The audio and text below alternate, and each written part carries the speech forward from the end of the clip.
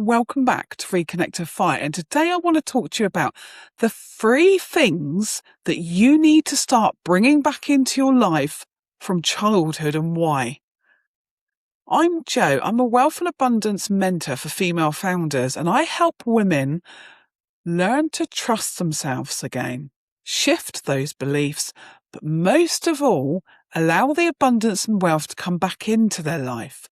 Because women have been very, very much protected from actually owning and having money throughout the centuries. And if you go back to the late 70s, women still had to gain men's permission to even get a mortgage or credit. We've never had the power of owning the money as such. It's become something we've always had to ask for permission.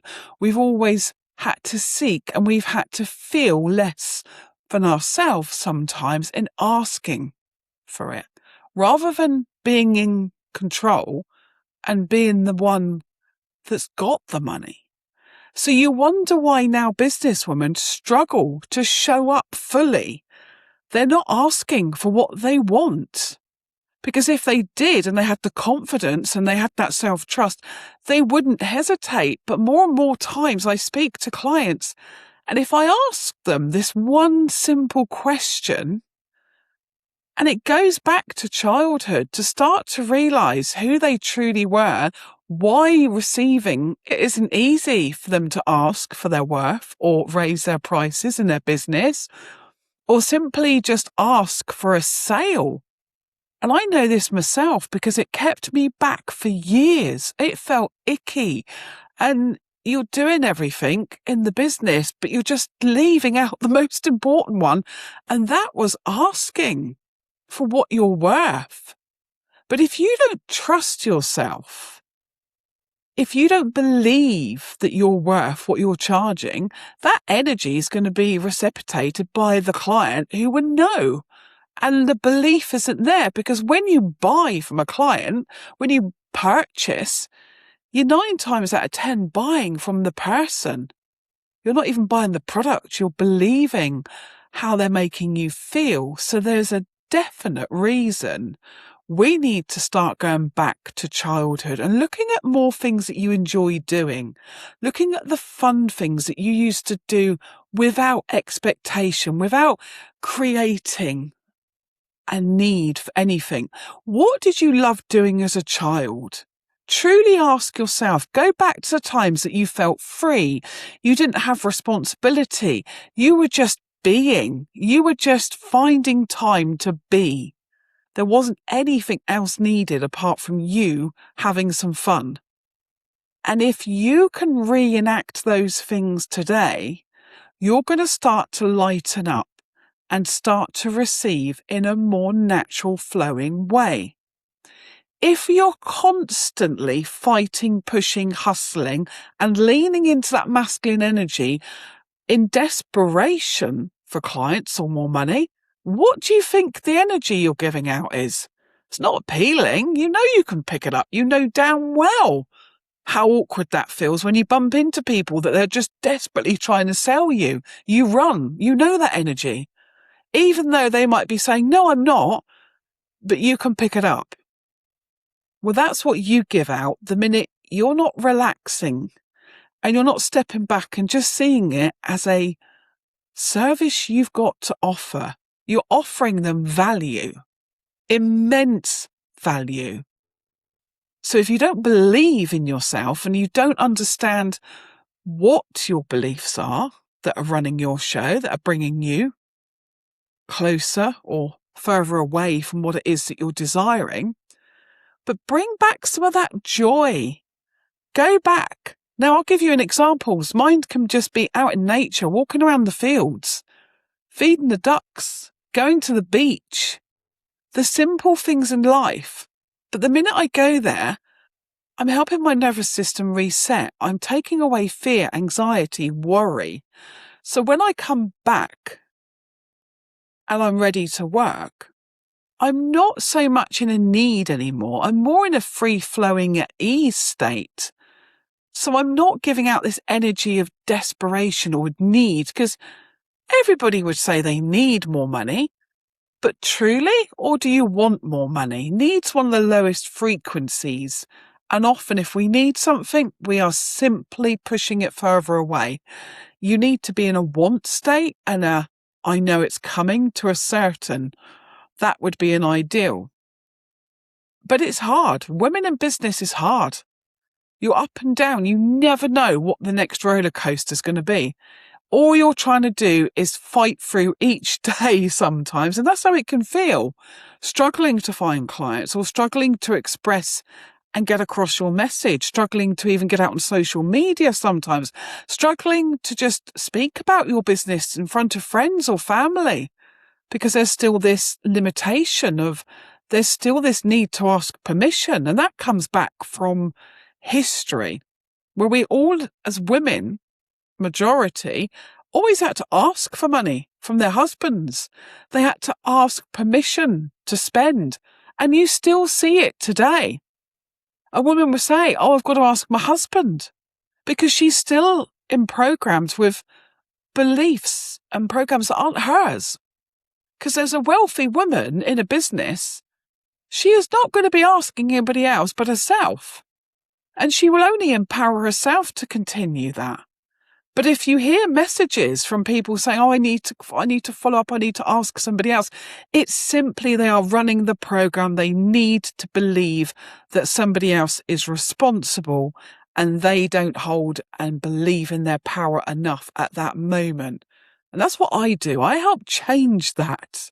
I help you see the perspective of you are the powerhouse.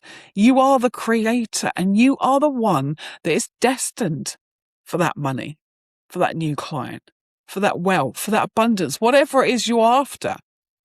But so often we've got to question and understand who we are. Now, if you've gone back to childhood and you look at some of the things that you used to enjoy that didn't have an expectation, they didn't have a need, you didn't have to prove yourself, you could just be, then pick another one and start. You need to have about 2 or 3 of these. Maybe you loved being creative. Maybe you loved being the leader in your friend group. Maybe you were the one that was the artist or the one that naturally would find the solutions. Start looking at what you were good at without realizing it actually had a need later on in life. It was just something you enjoyed doing with friends and you would be out and about. Start bringing those skills back out. Often in teens and later on, we were directed into being told that our value was under a qualification or what job title. So we forgot some of the basics that our lives now we crave more of. We want the freedom. We want that freedom to choose what we do, with who we do it with, who we work with, who we hang out with, who our clients are. We crave the basic things we had as childhood, but we don't implement the same things to get us that same feeling. Because the more that you bring that freedom into your current day now, the more you're going to see more of it and ways to achieve that tomorrow and next week. So I want to ask yourself now, where are you asking permission for clients, for more money? And really dive into this. Don't get the surface answer.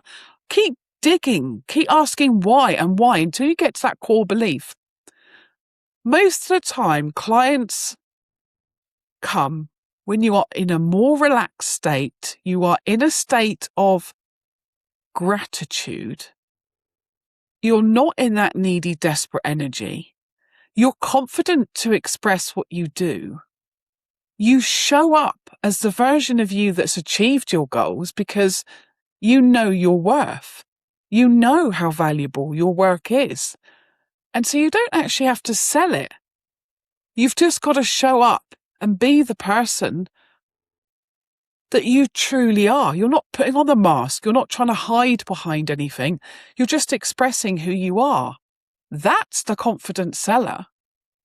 That's the leader that people want, But you had all these skills through childhood. You've just forgotten them. You now believe that you can't sell. You're not a good enough leader. You don't know enough.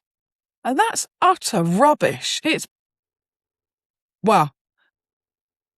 rubbish. You know enough. You're qualified, if not overqualified. You don't need permission from anybody else. And you need to take your energy back and start using it for what it was there for. And you need to drop the shame around selling. I held shame around selling. It just didn't, I couldn't even explain it at times. It just felt wrong in asking. But what that was revealing is that I didn't believe in myself enough. I didn't believe I was giving enough value, even though clients were showing it and coming back fantastic results. But if I don't believe in myself, I am not going to get a client that believes in me. So working on who you are, gaining self-trust. So you trust yourself to follow up with clients. You trust yourself to just simply turn up every day and get onto social media. Be the version of you that holds the dream, not the version now that isn't receiving the money that you want, that isn't seeing the results that you want. You've got to step up. And you don't have to do it alone. That's the difference. That's what I created Reconnect to Fire for.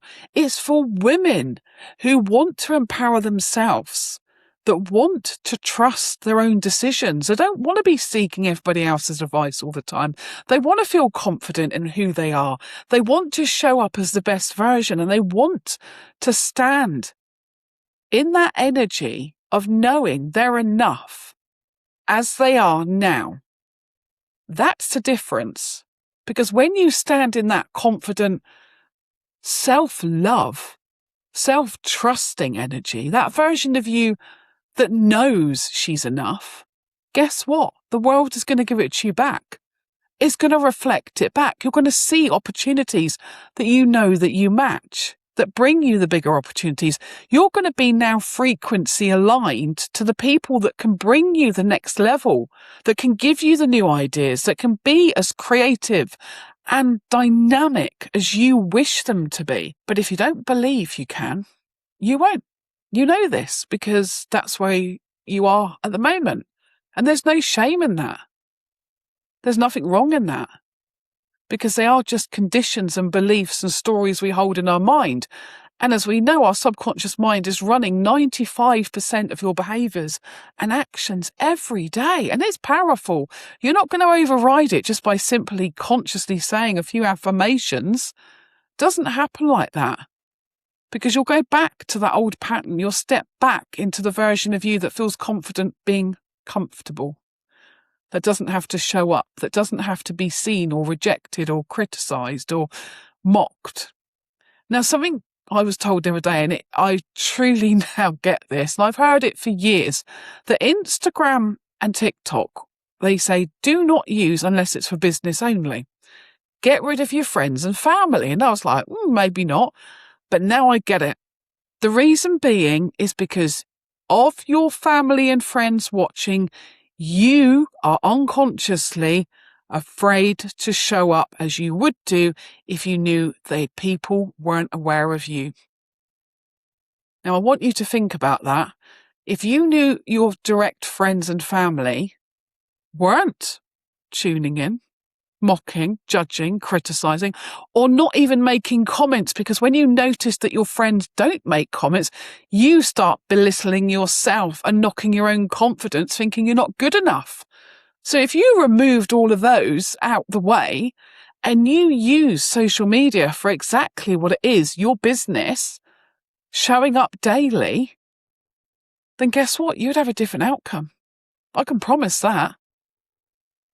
If you did for the next 30 or 60 days, you showed up every day on social media as if nobody else was watching and this was just your own diary, without caring if people like the content or not, without caring about the likes or, anything about the algorithm. I'm fed up with the whole lot. I'll be absolutely honest. I don't want to know about the algorithm. I want to connect to the people that need to hear me, that I can help. And sometimes you've got to just push everything else out the way. You've got to speak up. You've got to be a bit bold. You're going to get judged. You're going to get judged whatever you do. So let go of the judgment. That's not what we're here for. You're here to help others, to serve others, and you're here to help yourself feel joy, feel abundance, feel the wealth that's naturally yours. You are that. So go back to childhood, look at the things that you love doing, bring them into today and start asking yourself, what do I need today? Is it time alone? Is it time just to go for a quick walk? Is it time to be quiet and to listen to what I need? Maybe it's to do some journaling and question yourself. Find out why you're holding back. And ask yourself, what help can I get? We weren't supposed to do this on our own. I never achieved any of this until I started getting help. In actual fact, nobody that is achieving has done it on their own. They have to do it with somebody and other people. That is how we learn. That is how we grow. But money and wealth and abundance and the feeling of having it is prosperity, of that spending, as I call circulating money, is understanding it's all available to you.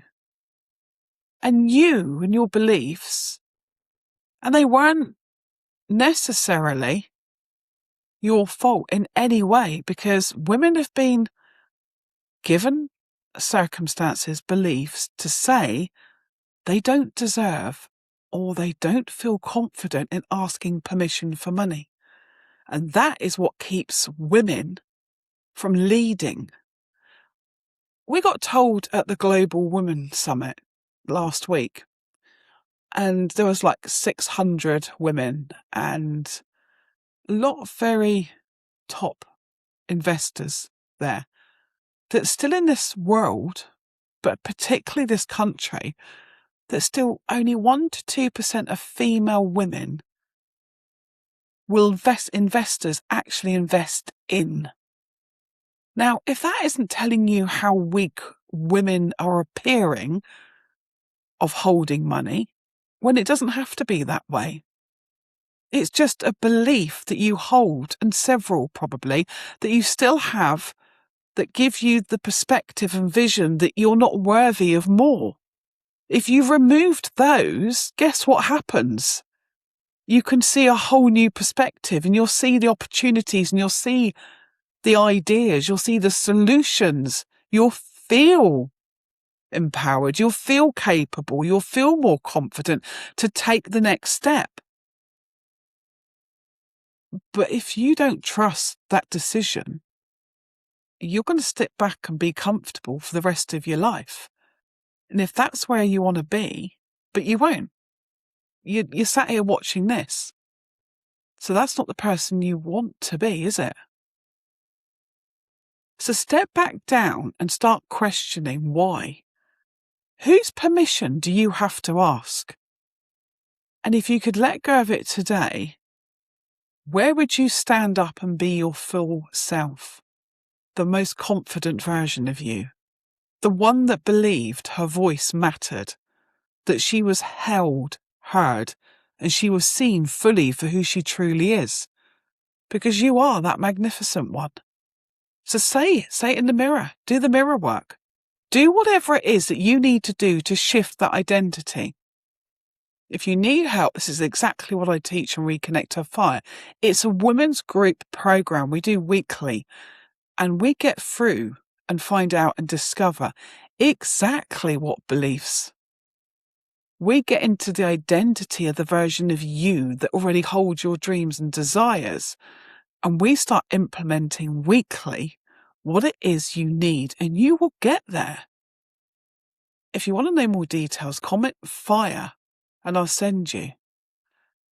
But if you enjoyed this kind of content, please subscribe so you don't miss out, because we'll be discussing more topics and more ways that we can overcome our own fears and our worries, and we can start receiving the wealth that we truly deserve.